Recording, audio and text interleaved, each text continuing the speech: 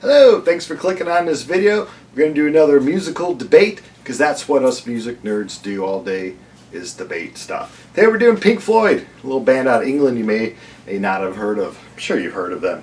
They've only had some of the most successful selling records of all time. And one of them is Dark Side of the Moon, which came out in 1973. They recorded it mid-1972 to early 1973. It's one of the greatest selling records of all times.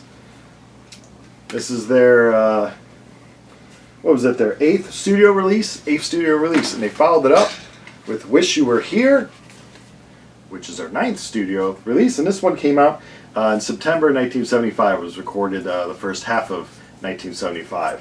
So you have your classic 2 records. You come out with this one, it's one of the, like I said, top selling records of all time, and you follow it up with another gem. And in the future, after this, they would put out Animals, excellent record, could be probably my favorite Pink Floyd album, and then after that The Wall, which is another phenomenal record. I mean, you're kidding me, these guys did just amazing work. So what we're going to do is put up The Dark Side of the Moon against Wish You Were Here and see which, in my opinion, is the better record. Now we'll start off with Dark Side of the Moon. This, growing up in Chicago area, listening to a lot of rock radio, and now it's classic rock radio.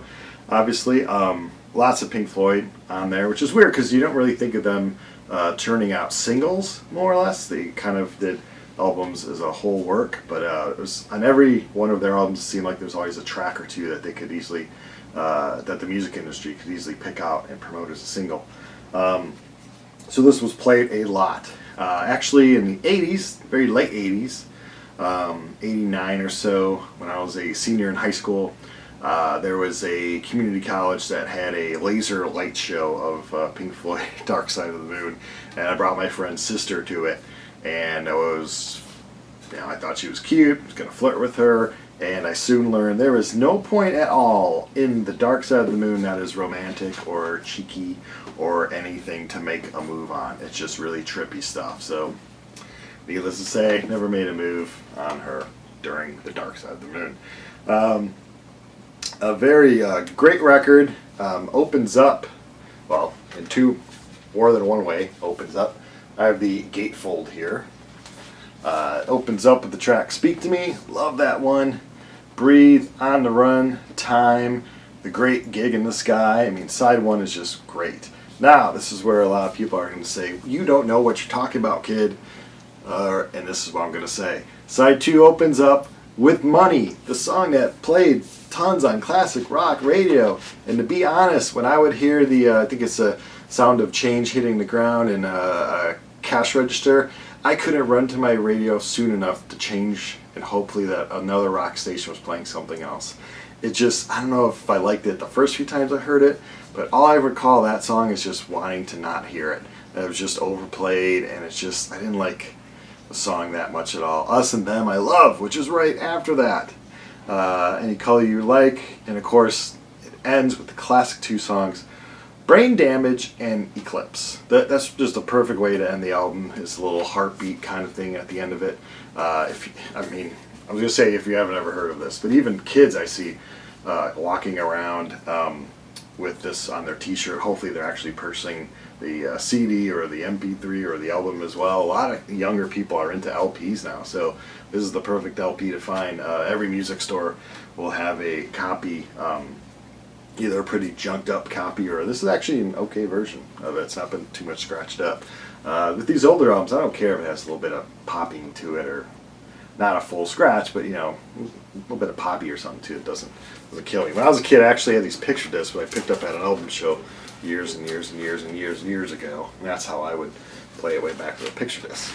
Now, Wish You Were Here came out, like I said, in 75. It didn't spend this was on the charts for like 15 years. It didn't spend the same amount of time, obviously, on the charts. But this is the version I had. Again, I picked up these picture discs at an album show. Had these, played these as a kid. Wish You Were Here I also had a cassette tape, and I know I wore that cassette tape out. Wish You Were Here really doesn't have a lot of tracks on it at all. Starts off with Shine On You, Crazy Diamond, about the original singer, Syd Barrett. who actually stopped by in the studio when this was being recorded, and it was apparently that no one in the band knew who he was. He just really did not look the same and all.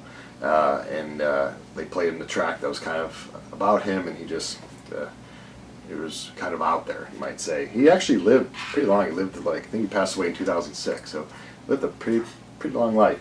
After that, it's Welcome to the Machine. Could be about the music industry. I was always one that kind of, I sucked at kind of learning lyrics to songs and stuff. I would just hear things that really weren't there. But for me, it personalized the song. So for me, Welcome to Machines was about more of a blue-collar life. That no matter what your dreams are when you're a kid, you know, your parent worked at a factory or some kind of blue-collar job, and then chances are you're just going to have all these nice dreams, but then when it comes then to the real world, you're also going to be blue-collar and work at some kind of job. So that's how I perceive the song. It has a music video to it, which is really cool video. And after that's Have a Cigar. I like that song a lot. I've heard the version where Roger Waters sings it, and I like that more. I wish they would have picked that version to be on the album, but whatever. And then Wish You Were Here, the title track. Again, another song that could be about something, but to me, as a kid, it was just about, you know, people that you miss and all that stuff. And then in '89, when I lost my father, it more or less every time I hear the song now, it's just kind of about him, how I wish he was still around. For years and years, that's how I kind of perceive the song. So it's very like personalized, this album, you know, to me. And then it ends with some more parts of Shine On You Crazy Diamond, which is a very long song that's just cut into parts. So the album starts with that and ends with that. Now for the personalized reasons alone, and of course the poster should be a big hint, I pick Wish You Were Here slightly over The Dark Side of the Moon. Now both of these, come on, they're both classics. You're going to play them and love them. Like I said, this is just music, nerd, chit-chat. But I for sure picked this one over primarily for the track Wish You Were Here. It's one of those songs that every musician probably wish that they wrote. Just beautiful, played on an acoustic guitar, sounds great.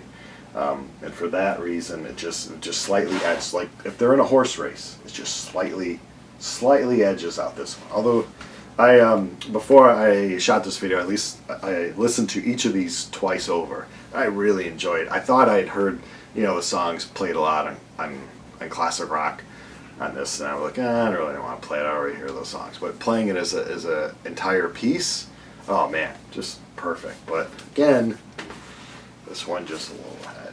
Well, thanks for watching. Hope you enjoy the videos. Be sure in the comments below, let me know if I'm stupid, I'm smart, or if I'm just confused. But these are two great albums, and hope to come out with another music nerd type video real soon. Thanks for watching.